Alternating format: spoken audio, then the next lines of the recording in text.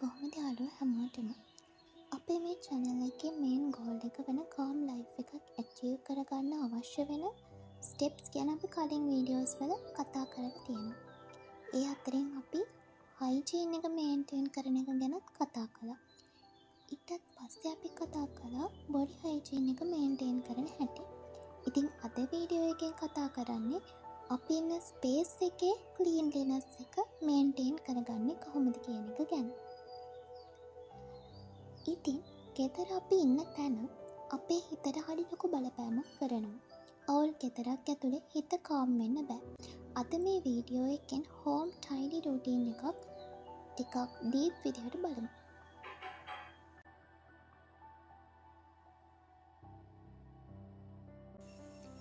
අපි ජීවත් වෙන අපේ අවට පරිසරයේ ඇඳ උඩ, පුටුවල් උඩ, මේසේ උඩ ඒ වගේ අපිට අනවශ්‍ය ගොඩක් දේවල් තියලා තියෙනවා නම් ඒකට තමයි clutter කියලා කියන්නේ. clutter කියන්නේ වස්තු වැඩිවීම විතරක් නෙවෙයි. ඒක හිතට බරක්, හිතට overload එකක්. දකිද්දිම brain එක tired වෙනවා. ඔයගොල්ලෝ නොහිතුවට financial stress එක, relationships conflicts පවා මේක නිසා ඇති වෙන්න පුළුවන්. ඒ නිසා tidy space එකක් mental peace එකට base එකක්.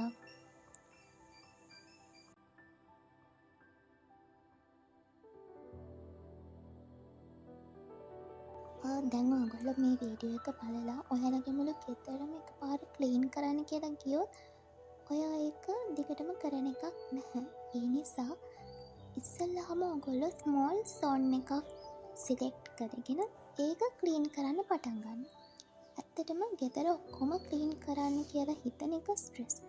ඒ වෙනුවට one small zone එකක් තෝරගෙන එක්සාම්පල් එකක් විදිහට බෙඩ් එක, ටේබල් එක, බෑග් එක ඒ වගේ වලට ක්ලීන් කරන්න පටන් ගන්න පුළුවන්. ස්මෝල් වින්ස් calm mind එකක් ගෙනල්ලා දෙනවා.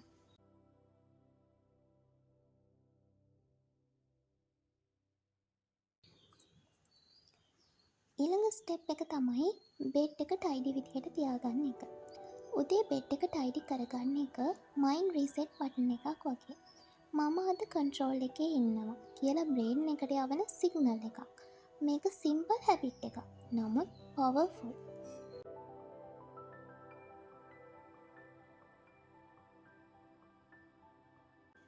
ඊළඟට මම කතා කරන්නේ one surface rule එක ගැන.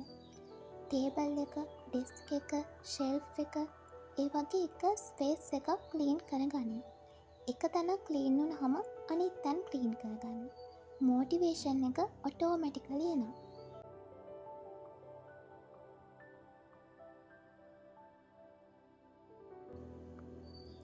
දැන් අපි බලමු මොකද්ද මේ ඩීක්ලටර් කියන්නේ කියලා.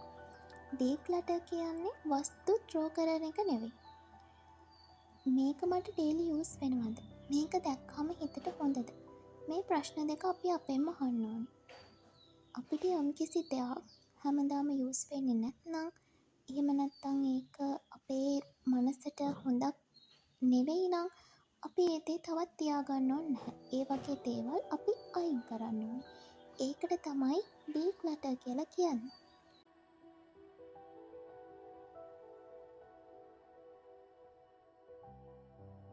මෙන්න මේ ස්ටෙප් එක ගොඩක් ඉම්පෝර්ටන්ට්. මේකට අපි කියන්නේ night tidy reset habit කියලා. ඔයා රැට නිදාගන්න කලින් මිනිත්තු 5ක් tidy කරන්න. lights off කරන්න කලින් space reset කරන්න. clean space එකක් එක්ක නිදාගන්න එක healing. ඒ වගේම ඔයා පස්සේ දවසේ උදේට ඇහැරෙනකොට ඔයාගේ මයින්ඩ් එකට ඒක හොඳ දෙයක්.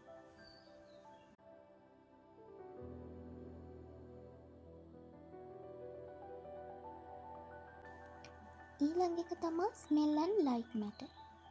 soft light එකක් හිත calm කරනවා. fresh smell එකක් space එක live කරනවා. එහෙමයි කියලා ඔයාලා මේකට strong perfumes ඒ වගේව use කරන්න එපා. subtle fresh feeling එකක් දෙන්න පුළුවන් වුණා නම් ඇති.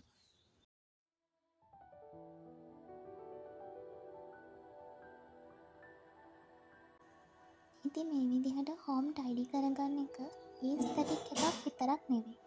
ඒක self respect එකක්. මට මම deserve කරනවා කියන message එක ඔයාටම ලැබෙනවා.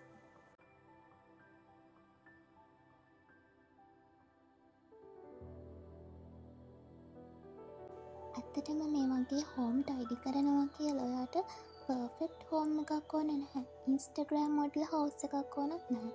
ස්මෝල් හැබිට්ස් ඩේලි කන්සිස්ටන්සි ඒකයි කාම් හෝම් එකේ සීක්‍රට් එක.